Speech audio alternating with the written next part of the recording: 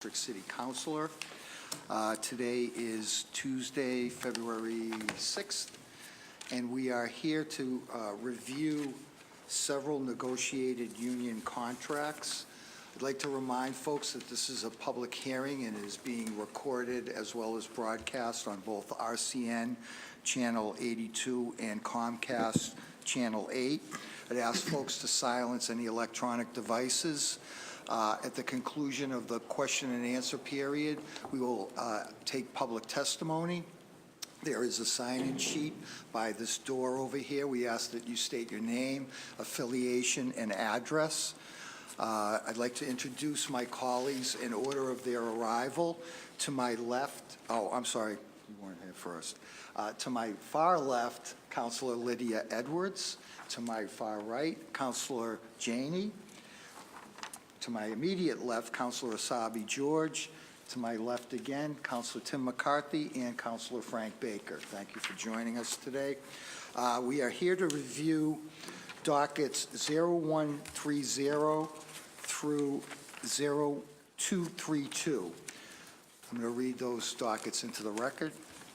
0130, message in order to reduce the FY appropriation for the Reserve for Collective Bargaining by $2,610,531 to provide funding for the police department for the fiscal year 18 increase contained with the collective bargaining agreement between the City of Boston and the Boston Police Detectives Benevolent Society Superior Officers Unit.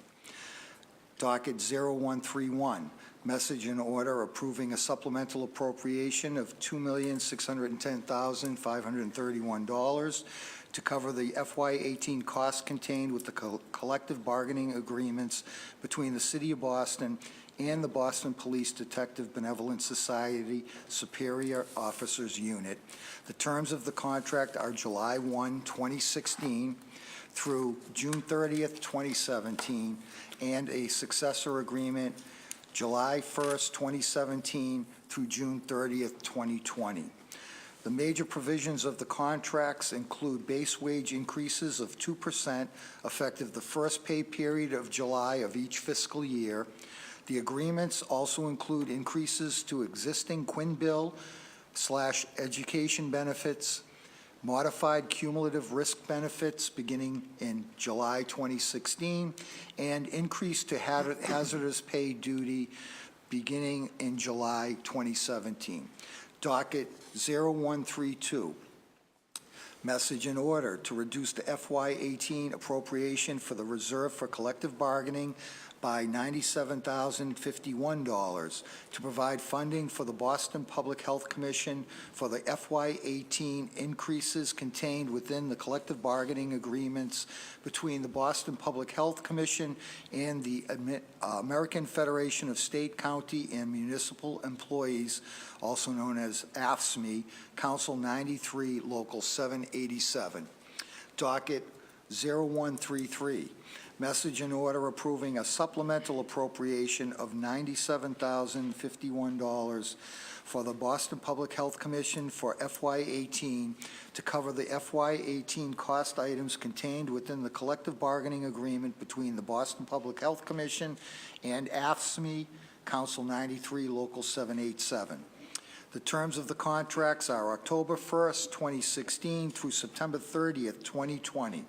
The major provisions of the contract include base wage increases of 2% effective the first pay period of January of each fiscal year. The agreements also contain other benefits, including new steps beginning in 2019. As originally presented to you, the FY18 budget request included a reserve for collective bargaining, a separate appropriation to fund projected collective bargaining increases. Docket 0231, message in order to reduce the appropriation for the Reserve for Collective Bargaining by $134,957 to provide funding for the Boston Public Schools for the FY18 costs contained within the collective bargaining agreements between the Boston School Committee and the Boston School Police Patrolmen's Association.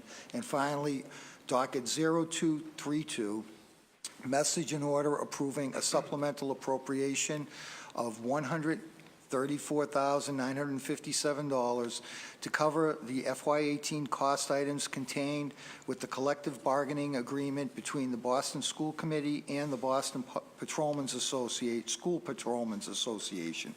The terms of the contracts are September 1st, 2016 through August 31st, 2017, and September 1st, 2017 through August 31st, 2020. The major provisions of the contracts include base wage increases of 2% in October of each fiscal year. The agreements also contain other benefits, including new steps. With that, I will turn it over to Justin and your team. Thank you. Great. Thank you, Councilor. I'm sorry, Justin. We've since been joined by Councilor Ed Flynn as well. Welcome. I'm glad it's so well attended. I'm going to turn it over quickly and just do introductions with the rest of the team here before I jump into the testimony. I'm Steve Whitman, Deputy Superintendent with the Boston Police Department. I'm Anne Marie Noonan, Deputy Director of Labor Relations for the City of Boston. Good afternoon. My name is Dave Sussick. I'm the Director of Labor Relations and Counsel for the Boston Public Health Commission.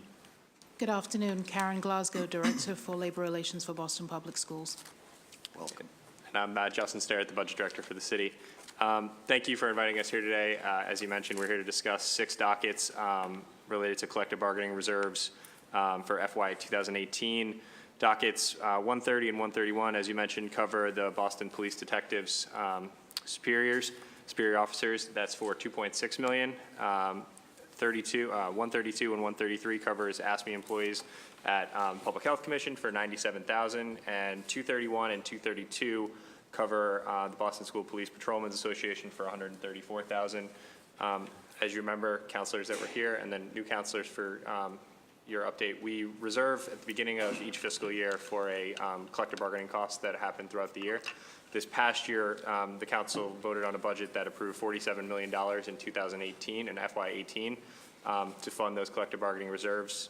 So far in FY18, there has been 5 ratifications and reserve draws. You may remember them: BTU, detectives, nurses at PHC. That leaves us with a balance after, if the council approves these 3, with a balance of $18 million for the remaining year. With the completion of these 3 contracts that we're discussing today, that'll bring the unionized workforce with contracts under agreement to 65%. So that's up a little bit from the last time. I know it's not a huge jump. I think it was about 63% last time. It's just a couple smaller unions in the grand scheme of things, but it's ticking that percentage up there. I'm happy to discuss any of the financials around it, or I'm going to turn it over to Anne Marie to just talk quickly about the specifics in the contracts, or the rest of the colleagues here.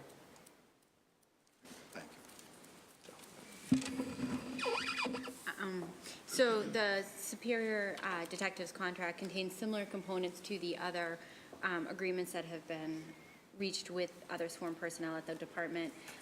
The 2% wage increases, as was talked about, an increase in fiscal year 17 to the strip base, Quinn bill and education is consistent with what was done with other groups, a change to the cumulative risk enhancement benefit to bring it to similarly what we did with other groups, and an incremental increase to hazardous duty pay were all agreed to between the parties.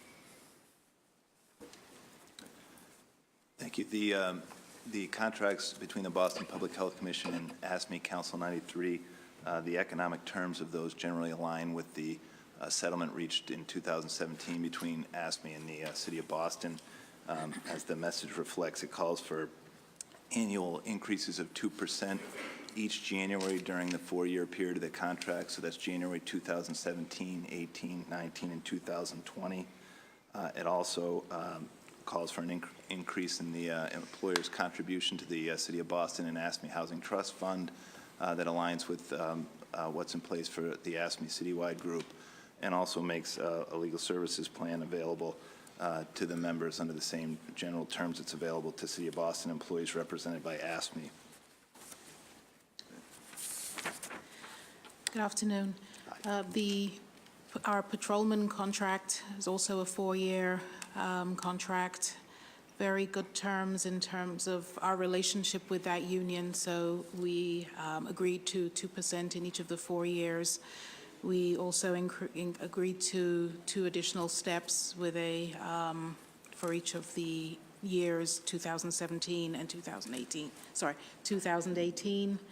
We also added in some money to their professional development, allowing them to get tuition reimbursement.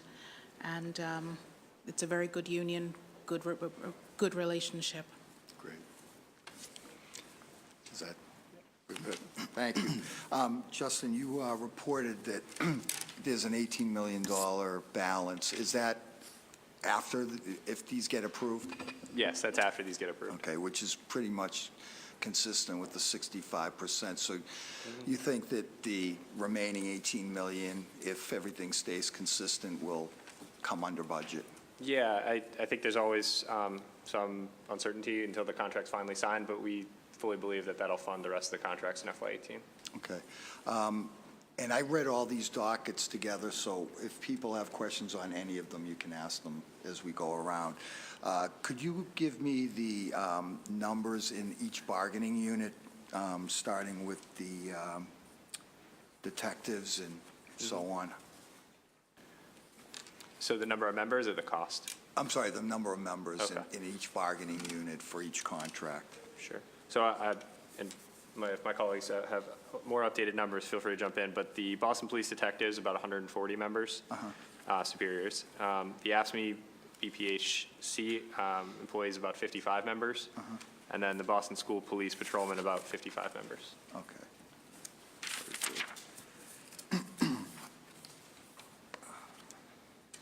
Okay, we got those. Okay, that's all I have. There's several members, so let me recognize Counselor. Didn't have No, I don't have any questions right now. Thank you, Chair, and thank you all for being here. I have just 2 quick questions. One, with the number of members, do we expect any of those numbers to rise over the next cycle or preparing for the next budget cycle? I don't think there's anything necessarily that would point to that in the contracts, but I'd defer to the colleagues. if they No, have. for the police, that's pretty much the standard. We go by a ratio of other offices, so I think that's pretty consistent. For the Health Commission? I'd say the same. And then school police? The same. The same. And have those numbers been pretty much the same over the last few budget cycles? Yes. Certainly on the detective. Yes. Yes. Great. Okay. That's all I have for now. Thank you. Counselor Baker. Good morning. Why are each of these contracts, this might even be for you, Mark, why do they have 2 numbers instead of just 1 number? Why are that? So one of them takes the money from the collective bargaining reserve. And then the other one expends it? Right. Okay, thank Is you. that right? Thank you. Anne Marie, you talked about, good morning first. You talked about the Quinn bill consistent with the other groups. Will you run us through what that consistency is? So we're going to, are we paying another 25%, or can you explain maybe a little bit on Quinn and what we're doing? Sure. So during the life of the contracts, consistent with the prior 2 that were agreed to and funded, Yeah. So the city has agreed to go from, in some cases, a flat dollar amount and a percentage, or in other cases, a percentage, to a full 100% to get to back where the state had participated and equally funded previously. So the agreement here before you, fiscal year 18, it would move to 85%, and fiscal year 19, it would move to 100%. Quinn will be 100% funded in the way it used to, well, not the way it used to be funded, but in the dollar amounts it used to be. That's correct. Percentages. Right, the city will meet the entire funding portion. And the state no longer pays any of it? The state does not pay any more of it. Nice. Justin, the 65%, so we have 35% of unions that don't have contracts right now. Who are those unions? Are there any of the bigger unions that aren't under contract now? Sure. So the big civilian one is SEIU, and the big sworn one is the fire department. There's a Okay. couple smaller ones. Well, Oh, and the Superior. fire department, we did a 4-year contract last time. Are they up now? They are. Oh, okay. Are they, so they're without a contract since July? We're 7 months in with them? Colleague Anne Marie, if she knows off the top of my I head. believe that's correct, and the parties are beginning discussions and are hopeful that we can reach agreement in a timely manner. Okay, and so all these agreements are pretty consistent, except for, well, in the middle, for the public health, it's January to January. Why is that just, did we make that change, or, because normally it's July to June? Does anybody know why that is like that? Is that a benefit to us, or? So that follows the most recent pattern with this group. Their contract cycle goes from October to September, and their wage increases over the more recent times have been each January. So their last increase before these contracts was January 2016. Okay, so everybody was about 2 years without a contract? On these three here? Now we can follow back up. Because you go back to July 16, which would be FY 17, so that was, Yep. and were you involved in the negotiations at all, Justin? No, No, okay. I was going to ask you how they went. a little bit before my time. Okay. Thank you, Mr. Chair. Thank you. Counselor Flynn? Yeah, thank you, Mr. Chair. I just had a couple routine questions. I know you highlighted the Quinn bill. I know from experience talking and working with police officers at Suffolk Superior Court, the Quinn bill does a great service for the city, for the professionalism of our police department. And so I'm glad that it's a major issue for you, and that's something I highly support, and so I'm glad that's a major part of the contract. One question I had is, do you have anything in the contract that is specifically towards returning veterans that are getting back on the job, and how you're able to assist them with any adjustments or making the transition from military to the workforce easier on the worker or their family? The city has a very strong employee assistance program, and employees are regularly encouraged to take advantage of that if they think it would be helpful, and departments are regularly provide that opportunity. And that's not specifically spoken to in the contract, but that is available to all employees.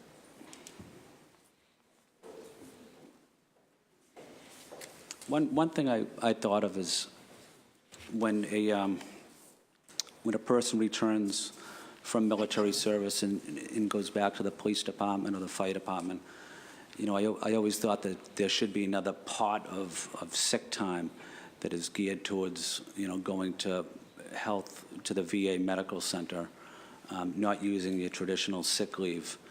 Is that something, down the road we could take a look at, maybe giving our returning veterans that are back on the police or back on the fire or any type of union, giving them a different pot of sick time that they can use specifically for VA medical appointments? Yeah, I wouldn't say we've ever sort of looked at that specifically in the budget office, but happy to chat more about options if there's other cities or towns that have done that. Thank you. We've since been joined by Counselor Presley. Chair recognizes Counselor Edwards.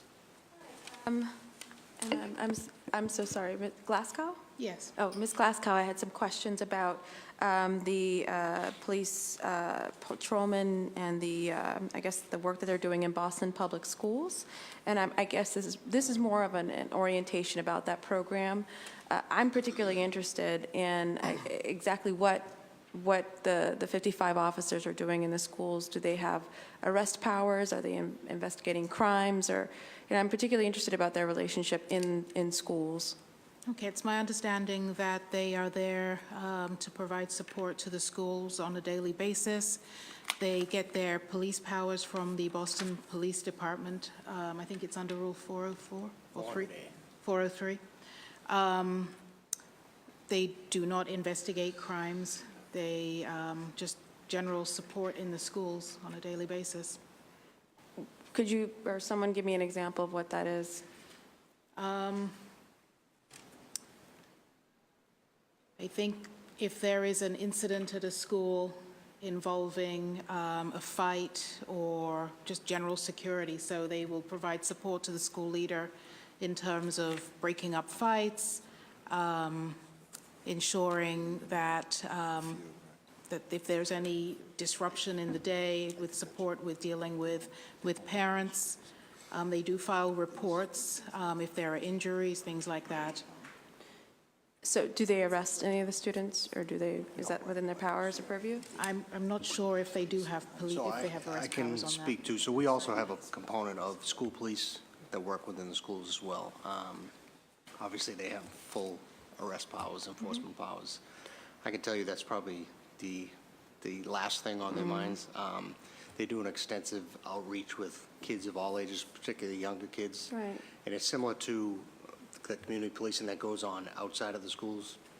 They try to mentor the kids, they read to the kids, they participate in as many programs as they can. They do a lot of after-school activities with the basketball and all the athletic programs.